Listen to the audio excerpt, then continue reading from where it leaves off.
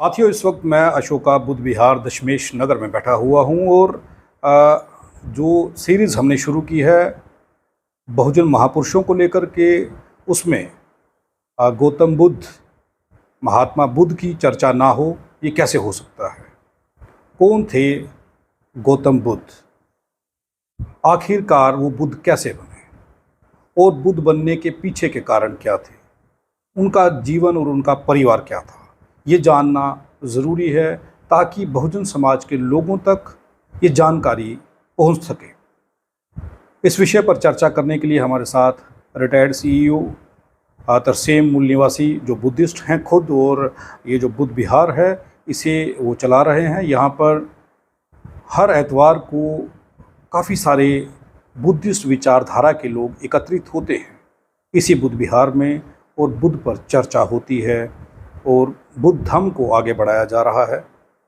और दो चीज़ें हैं, एक तो गौतम बुद्ध का पारिवारिक जीवन और दूसरा कि धर्म और धम्म में फ़र्क क्या है। ये दो चीज़ें हैं जिस पर आज हम बात करेंगे, फिर अगली सीरीज़ में आपको बताएंगे कि क्या। बहुत बहुत स्वागत है सर हमारे पास। शुक्रिया संसार जी, आपका और आपके RTI इंडिया चैनल का बहुत बहुत धन्यवाद।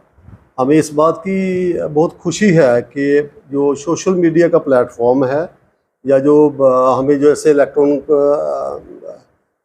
मीडिया ने ब्लैक आउट किया हुआ था जी, जब से आपने RTI इंडिया चैनल चलाया है, हम ये देख रहे हैं कि बहुत सारे इशू जो बहुजन समाज के थे, जिनके ऊपर हमें भी जानकारी कम थी, आप उसको हाईलाइट कर रहे हो। आपका बहुत बहुत धन्यवाद। मैं ये जानना चाहता हूँ, और आम जो बहुजन लोग हैं उन लोगों को बुद्ध के बारे में पता है, लेकिन काफ़ी उन लोगों में भ्रम है और भ्रम फैलाया भी जाता है। उन लोगों को उस मार्ग से भटका दिया जाता है कई ऐसी चीज़ें अंधविश्वास में डाल करके। मैं ये जानना चाहता हूँ कि गौतम बुद्ध जो थे वो बुद्ध कैसे बने और उनका जन्म किस परिवार में हुआ, उनकी परवरिश कैसी रही। ये संसार जी, दुनिया को 3-4 लोगों ने बहुत ही जो है मुतासर किया है। जैसे आप प्रॉफेट मोहम्मद की बात कर लें, करोड़ों करोड़ लोग उनको अपना मसीहा मानते हैं जी। ऐसे क्राइस्ट की बात कर लें या कृष्ण की बात कर लें, तो इसी तरीके से जो लॉर्ड बुद्धा हैं जी, इन्होंने दुनिया के 1/3 दुनिया को इम्प्रेस किया है। अभी तो दुनिया में क्रिश्चियनिटी सबसे ज़्यादा तादाद में है, नंबर 2 इस्लाम है और नंबर 3 बुद्धिज़्म है। और अगर भारत बाबा साहब के मतलब बुद्ध में हो गया तो भारत जो है दुनिया में सबसे, भारत नहीं बल्कि बुद्धिज़्म दुनिया में सबसे ज़्यादा तादाद वाला वर्ड जो है ये बनने वाला है। जहाँ तक आपके क्वेश्चन का तल्लुक है कि बुद्ध कहाँ कैसे पैदा हुए, उनका परिवार क्या था, बुद्ध के बारे में बड़ी भ्रांतियाँ हैं। लेकिन क्योंकि हम बाबा साहब डॉक्टर अम्बेडकर के फॉलोअर हैं और बाबा साहब को जानने के बाद बाबा साहब का ये थ्रस्ट है कि दुनिया में अगर कोई आदमी ऐसा हुआ है जिसने इंसान को सबसे बड़ी उत्पत्ति माना है तो वो गौतम बुद्ध हैं।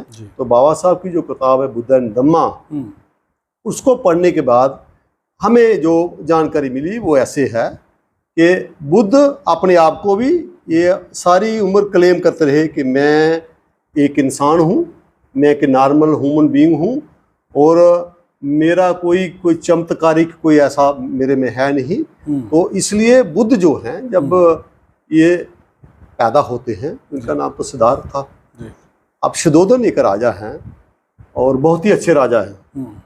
उनके घर में बच्चा पैदा होता है तो जैसे आमतौर पर हर जगह गरीब के घर भी बच्चा पैदा हो तो लोग खुश हैं, तो राजा बहुत खुश है। तो कहानी है अब उसके क्योंकि 2600 साल पुरानी है, सुनने में आता है कि एक असित मुनि नाम का एक साधु जो है वो बहुत ही ज्ञानी आदमी था।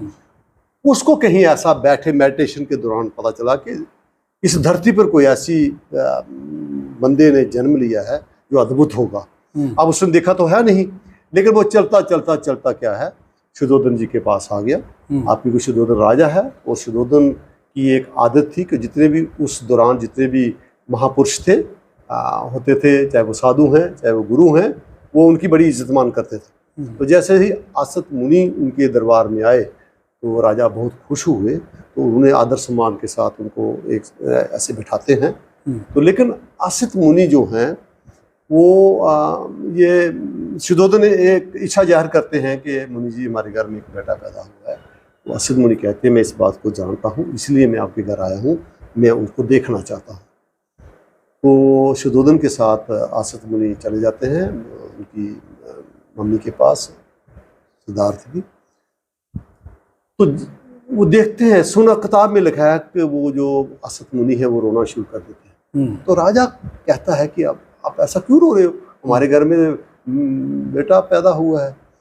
आसित मुनि जब बच्चे को ध्यान से देखता है, सुनने में आया है, जो आजकल आपने देखा होगा शादियां होती हैं, लड़की लड़के गुण मनाए जाते हैं, 32 गुण हैं। तो अब इसके बारे में साधु संत ही जानते हुए 32 गुण क्या है। तो वो कहते हैं कि जब आसित मुनि ने इस बच्चे को देखते हैं उनको अजीब जैसा लगता है। अजीब क्या लगता है कि भाई उनके हाथ को देखते हैं, तो जैसे आपने बतख देखे ना, बतख का जो पाँव होता है उसमें गैप नहीं होता है, तो उंगलियों में गैप नहीं है, उंगलियां बंधी हुई है। अच्छा, उनके पाँव की नजर मारता है, फ्लैट हैं, बीच में चक्कर हैं। तो कान देखता है कि आम बंदे से, बच्चे से कान बहुत बड़े बड़े हैं। चेस्ट, उनका सिर देखता है, उनके बाल देखता है। तो वो उसको ये परेशानी हो जाती है कि इस किस्म का बच्चा जो है ये 2 काम कर सकता है। वो शुद्धोदन को कहता है कि राजा जी ये बच्चा 2 काम करेगा, मुझे बड़ा दुख है। अगर तो राजा बना तो ये दुनिया के ऊपर राज करेगा, बहुत ही बढ़िया राजा बनेगा। अगर ये परिव्राजक हो गया, मतलब घर इसने छोड़ दिया, तो ये आध्यात्मिक तरीके से और सामाजिक क्रांति का अगर दूत बनेगा तब भी ये दुनिया के ऊपर राज करेगा। अब शुद्धोदन को एक यहाँ खुशी तो होती है कि अगर राजा बना तो मेरी विरासत इसके पास जाएगी, लेकिन शुद्धोदन को ये भी डर लगने लगा अगर इसने घर छोड़ दिया तो मेरी विरासत का, मेरे राजपाट का क्या बनेगा। अब इस चीज को मद्देनजर रखते हुए शुद्धोदन ने जैसे बच्चा बड़ा होता है वो आसित मुनि की बात को ध्यान में रखते हुए उसको एजुकेशन के साथ साथ उसको और भी ट्रेनिंग देता है जी, कि भाई इसका मन लगा रहे, ये राजपाट में ज्यादा जो है ध्यान दे दे। तो एक स्टेज तब भी आती है कि जब बुद्ध बड़ा हो गया और उसकी एक्टिविटी को देखने लगा कि वो ज़्यादा सोचता है, ज़्यादा मेडिटेशन खुद ही करता है। तो शुद्धोदन को लगा कि ये वही काम कर रहा है जो आसित मुनि ने बोला था। तो फिर इसके मनोरंजन के लिए क्या कहता है कि जैसे गर्मियों के लिए जो है महल जो है बनाना है वो गर्मी के इलाके में बना दिया, सर्द इलाकों के लिए अलग महल बना दिया। और जहाँ तक बुद्धन धम्मा में लिखा है, शुद्धोदन ने ये अरेंज किया कि ये लड़का जो है ये दूसरे काम में ना जाए। बहुत खूबसूरत लड़कियां जो हैं और वो वहां महल में रखी कि इसकी सेवा करो, ये कहीं भटक जाए, इसको अच्छा खाना खिला दो, इसके साथ बातचीत करो, ताकि इसका ध्यान जो है ये घर छोड़ने पर ना रहे। तो लेकिन उसके बावजूद भी क्या है कि जैसे कुदरत का ये निज़ाम है, जैसे आसित मुनि ने प्रेडिक्शन भी की थी और बच्चे की जो उसका जो अंग थे वो आम बंदे से अलग थे। तो वो होने लगा जब, तो उसके जो फादर हैं वो बड़े परेशान भी होते हैं। इन बिटवीन क्या हुआ कि खेतों में जैसे उस वक्त शुद्धोदन को राजा इसलिए बोलते थे कि एट ए टाइम हजारों हल उनकी जमीनों पे चलते थे और इतना बड़ा एरिया था, इतना किसी राजा के पास नहीं। तो ये सिद्धार्थ जो है ये खेत में गया हुआ था। तो वहाँ क्या होता है कि जिस दरख्त के नीचे बैठा है सिद्धार्थ जी, वहाँ ऊपर से एक हंस नाम का परिंदा जो है वो जख्मी है, वो नीचे गिरता है। अब ये देखता है, फटाफट उसको उठाता है, इसलिए जरिए से कि इसको मैं पट्टी वगैरह बांधता हूँ। तो इनबिटवीन जब इसने उसको पकड़ा है तो इनका देवदत्त भाई जो है जिससे तीर से उसको घायल किया था वो आ जाता है और वो सिद्धार्थ को बोलता है ये हंस मुझे दे दो। तो उसने कहा भाई आपको क्यों दे दो, जी मैंने इसका शिकार किया है, तो ये मेरा है। उसने कहा भाई देखो, ये वायलेंस करने वाला, मारने वाला किसी बंदे का मालिक नहीं हो सकता है, जो इसको बचाएगा वो ही इसका मालिक हो सकता है। तो यहाँ से एक बात सामने आ गई कि बुद्ध अभी राजा भी नहीं बना है, अभी घर बार भी नहीं छोड़ा है, लेकिन मन में वायलेंस के खिलाफ और जस्टिस के ऊपर चलने की जो उसके अंदर मन में जो ताकत है, या उसके जो श्रद्धा है या जो भाव है वो सामने आ रहे हैं। तो इसकी वजह से झगड़ा होते होते रह गया। देवदत्त को बड़ी मुश्किल से शुद्धोदन और उसके भाई ने एक चीज़ आपने और कही थी कि इसमें पानी को लेकर के दो ग्रुप्स में एक बड़ा झगड़ा रहता था, वहाँ पर भी बुद्ध ने एक फैसला करवाने का एक बढ़िया रास्ता निकाला था। हाँ संसार जी, इस घटना के बाद, अभी ये घटना जो है ये अभी बचपन है, ये इतना बड़ा नहीं है जी। तो ये अभी घर से स्टार्ट हो जाता है। तो जब वो बड़ा हो जाता है तो वहाँ एक प्रथा थी कि जितने भी वहाँ लोग थे, प्राइमरी लोग होते थे, तो जैसे आर्मी के हों, मिनिस्टर हों, और जो राजा होता था उसको वो ऑटोमेटिकली उस संघ का उनको मेंबर बनना पड़ता था।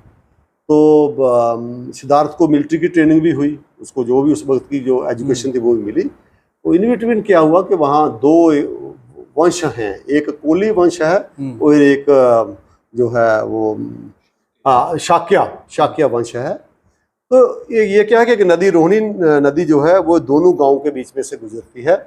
ऊपर जो है वो कोली है, नीचे जो है शाक्या वंश के लोग हैं। तो होता क्या था कि जब पानी की शॉर्टेज आ जाती थी तो कोली जो लोग हैं, ऊपर गांव वाले लोग, वो पानी को बांध लेते थे, और पानी नीचे कम आने की वजह से शाक्या और उनका आपस में कई बार जो है वो झगड़ा भी हुआ।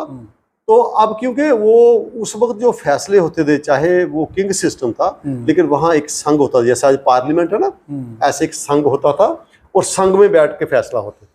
तो उस वक्त जो वहाँ का chief of the army staff था, उसने जब वो संघ की मीटिंग बुलाई तो उसने वहाँ ये चाहा, कंसेंसस बनाने की कोशिश की कि जब तक कोलियों को सबक नहीं सिखाया जाएगा ये लड़ाई से बाज नहीं आएंगे। ये पहले भी इन्होंने हमारा नुकसान किया है, तो वो ये चाहता था कि इस बार सारे लोग जो हैं इकट्ठे होकर कोलियों के ऊपर हमला करेंगे और इनको खत्म कर देंगे। तो जब ये बुद्ध वहाँ बैठे थे तो बुद्ध को जब इस बात का पता चला कि अब ये लड़ाई का माहौल बनाया जा रहा है, तो बुद्ध क्योंकि वायलेंस के पहले ही खिलाफ है, वो जस्टिस चाहते हैं, तो बुद्ध ने वहाँ पे खड़े होके इसका विरोध किया। कहते हैं, बाबा साहब की बुक में कहते हैं कि उस वक्त अगर कोई संघ का विरोध करता तो उसको बड़ी सजा मिलती थी। इसके बावजूद भी जब सिद्धार्थ ने उसका विरोध किया तो जनरल ने पूछा, भी आप ये मत सोचो कि आप राजे के बेटे हो और आप हमारे संघ को भी नहीं मानोगे, संघ के जो असूल हैं ये आपको मानने पड़ेंगे। और उन्होंने वहाँ पूछा सिद्धार्थ को, आपको पता है हमारे संघ के क्या असूल हैं? बुद्ध ने कहा, मैंने पढ़ा है, मुझे ये असूल मालूम है। तो उसने कहा, आपने फिर भी ऐसा किया? तो वहाँ सिद्धार्थ ने कहा, मेरा ऐसा मानना है, बैर बैर से ख़त्म नहीं हो सकता है, लड़ाई के बजाय हम क्यों ना वहाँ पे कोई कमेटी बनाई जाए, तो क्यों ना वहाँ उनसे कोई बातचीत की जाए। तो मैं इस हक में नहीं हूँ कि लड़ाई हो। इसके ऊपर उन्होंने कहा, हम आपकी बात से सहमत नहीं है, अगर आप इसका विरोध करते हो तो आपको जो है 3 किस्म की सजाओं में से कोई एक चुननी पड़ेगी। नंबर 1, आपने इसका विरोध किया, इसकी इवज में आपके फादर की सारी प्रॉपर्टी सीज की जा सकती है। नंबर 2, आपको फांसी दी जा सकती है। और नंबर 3, आपको देश निकाला जो है वो हो सकता है। अब आप बताओ आपको क्या करना है। तो बुद्ध ने वहां पे ये सोच विचार किया कि भी स्टैंड तो मेरा है, बात तो मैंने जो है यहाँ पे बोली है, मेरे फादर का कोई कसूर नहीं है। तो उसने कहा, भाई फादर की प्रॉपर्टी को मैं सीज नहीं होने दूंगा। तो उसने वो भी नहीं माना। उसने, भाई अगर मैं फांसी लग जाता हूँ तो जो मेरा विश्वास है, जो मैं दुनिया को बताना चाहता हूँ कि वायलेंस नहीं होनी चाहिए, इंसाफ होना चाहिए, भाईचारा होना चाहिए, करुणा होनी चाहिए, तो ये मैं नहीं बता पाऊंगा। तो बुद्ध ने कहा, मैं फांसी भी क्यों लगूंगा। तो बुद्ध ने थर्ड ऑप्शन जो है उसको माना कि ठीक है, मुझे घर से जाने में कोई परेशानी नहीं है, मैं घर से ये भी नहीं करूँगा कि बगैर सुनाए जाऊँगा, मैं फादर से परमिशन लूँगा। तो इस बना पर जो विद्रोह का सजा जो है वो बुद्ध को ये मिली कि बुद्ध को एक राजा का बेटा होने के बावजूद भी, एक बहुत सुखी जीवन होने के बावजूद भी, उनको इसलिए घर छोड़ना पड़ा कि वो लड़ाई नहीं चाहते थे, वो बातचीत से मसले हल करना चाहते थे। इस बिना पर उनको जो है वो घर छोड़ने की सजा उसने कबूल की। बहुत सारे लोगों का मानना है कि बुद्ध ने घर को इसलिए छोड़ा कि उसने पहली बार किसी बूढ़े को देखा, पहली बार किसी बीमार बंदे को देखा। वही राजे का बेटा है, 29 साल उसकी उम्र हो गई है, क्या उसने वहां चलते फिरते किसी बूढ़े को नहीं देखा था? क्या उसने बीमार को नहीं देखा था? तो ये कहानियां गढ़ते हैं वो लोग जो है रैशनैलिटी, जो है विज्ञान नहीं चाहते हैं, जो सच्चाई नहीं चाहते हैं। तो बुद्ध दुनिया में घर छोड़ने वाला पहला बंदा है जिसने ये देखा कि इस किस्म के झगड़े परिंदों पर क्यों होते हैं, पानी पर क्यों होते हैं, जमीन पर क्यों होते हैं, ये झगड़े क्यों हो रहे हैं, कारण क्या है, क्यों लोग आपस में झगड़ते हैं। तो बुद्ध ने ये लड़ाई झगड़ा, ये दुख क्यों है, लोग क्यों परेशान हैं, इस चीज का जो है लाज ढूंढने के लिए घर छोड़ा। तो यहां तक हम ये कह सकते हैं कि दुनिया में अब आगे आप देखेंगे कि इसकी नकल की हुई है। जैसे अगर हम राम की बात देखें तो बुद्ध ने जैसे घर छोड़ा है ना, उसने सच्चाई के लिए घर छोड़ा, इन्होंने भी घर छोड़ा महान बनाने के लिए। अगर आप देखेंगे ना रामायण में बहुत सारी नकल जो है वो बुद्ध की जो विचारधारा है या बुद्ध की जो लाइफ है उसके ऊपर जो है नकल की ही है। लेकिन दुनिया में आज भी कोई बंदा ऐसा नहीं है जो बुद्ध की तरह ये कहता हो कि हर बंदा बुद्ध बन सकता है। कभी प्रॉफिट दूसरा कोई नहीं बन सकता, कभी जस्टिस क्राइस्ट दूसरा नहीं बन सकता, कोई बंदा कृष्ण नहीं बन सकता। लेकिन बुद्ध कहता है कि कोई भी बंदा मेरी तरह बुद्ध बन सकता है। जैसे मेरे पहले भी बुद्ध हो गए हैं, मेरे बाद भी बुद्ध होंगे, मैं आखिरी बुद्ध नहीं हूं। इससे बंदे को फ्रीडम देना, उसको इतना लिबरेट कर देना और फिर ये कहना भी देखो भाई इंसान जो है वो खुद दीपक बने। दीपक का क्या काम है? दीपक जो है वो जब रोशन होता है तो दुनिया के भी रोशन करता है। बेशक वो अपने अंदर अपने पर थोड़ा अंधेरा उसको ऊपर रहता है, लेकिन आइडिया क्या है कि मैं जल रहा हूं, मेरे जलने से सारे इर्द गिर्द जो है वो रोशनी हो रही है। इतना किसी ने फ्रीडम नहीं दी है। और उसके बाद ये क्लेम ना करना कि मैं किसी आदमी को वो जो है स्वर्ग में ले जाऊंगा या किसी आदमी को मैं मरने के बाद जो है उसको ऐसी जगह ले जाऊंगा जिसको कोई परेशानी नहीं है।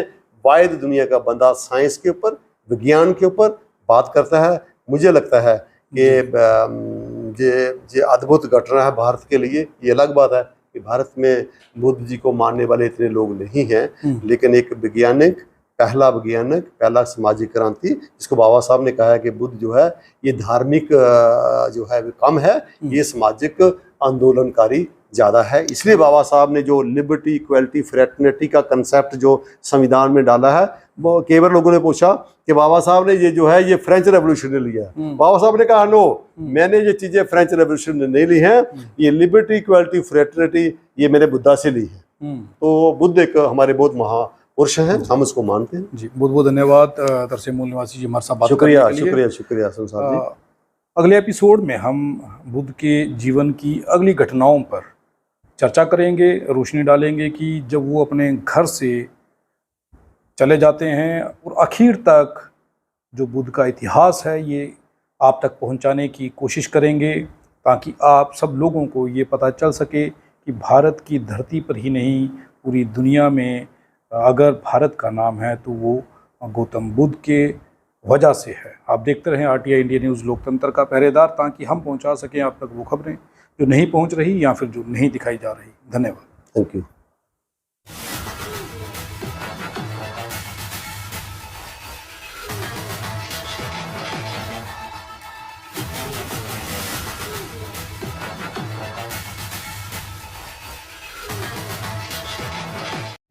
अगर आप भी चाहते हैं कि RTI इंडिया न्यूज़ आप सबकी आवाज़ इसी प्रकार उठाता रहे तो RTI इंडिया न्यूज़ की आर्थिक सहायता करें। हर माह 99 रुपये दे करके RTI इंडिया न्यूज़ की सपोर्ट करें, ताकि RTI इंडिया न्यूज़ इसी प्रकार आपके मुद्दों को उठा सके और सरकार के कानों तक पहुंचा सके।